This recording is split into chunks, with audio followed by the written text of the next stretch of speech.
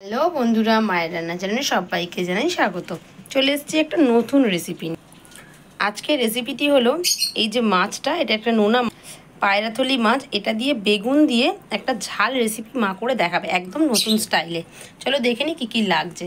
প্রথমে আমাদের এখানে রয়েছে গুঁড়ো লঙ্কা, গুঁড়ো হলুদ, নুন, আমাদের গাছের টমেটো, পেঁয়াজ, এখানেও টমেটো কুচি, মেথি, আদা রসুন বাটা বা গ্রেট করা।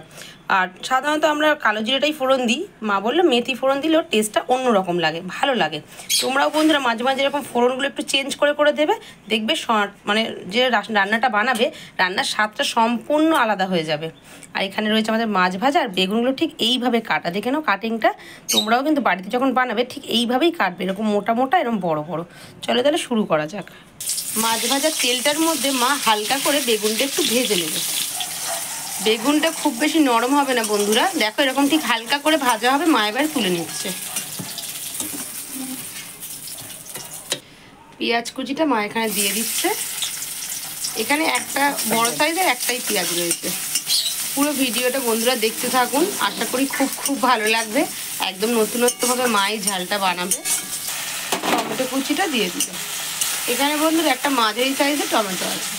বন্ধুরা একটা ট্রিক দেখো, মা কিন্তু এইবারে মেথিটা ফোড়ন দিচ্ছে, তাতে কি হয় স্মেলটা খুব ভালো আসে, ফোড়নের যে গন্ধটা, প্লাস মেথিটা পোড়েও না আর তেতোও হয় না। একসাথে মা এরকম নেড়ে নিচ্ছে।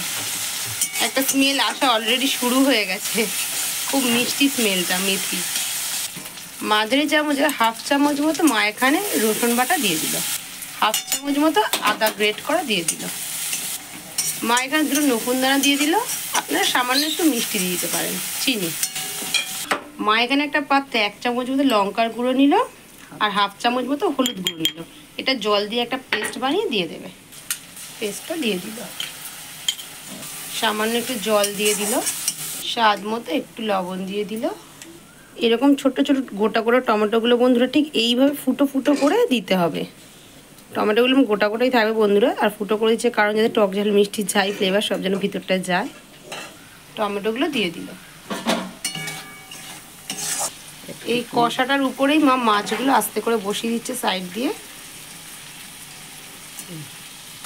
এরকম হালকা হাতে নাড়িয়ে চাড়িয়ে নিচ্ছে বন্ধুরা, যাতে মশলাগুলো মাছের গায়ে লেগে লেগে যায়।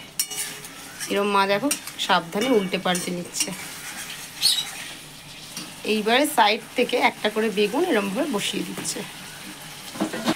মাছটাকে তুলে বেগুনের উপরে বসিয়ে দিচ্ছে। এই যে মাছের যে রসটা ওটা বেগুনের মধ্যে চলে যাবে।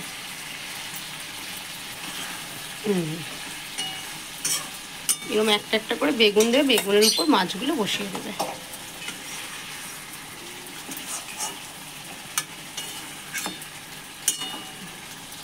সুন্দর করে বসানো হয়ে গেল। মা এবার সামান্য জল ওপর থেকে একটু দিয়ে দেবে।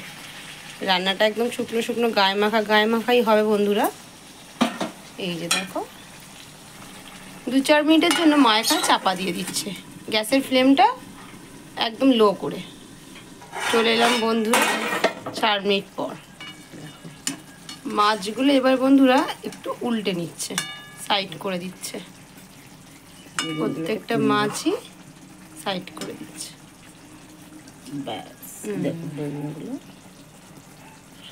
দেখতেই দেখুন বন্ধুরা কতটা লোভনীয় লাগছে না?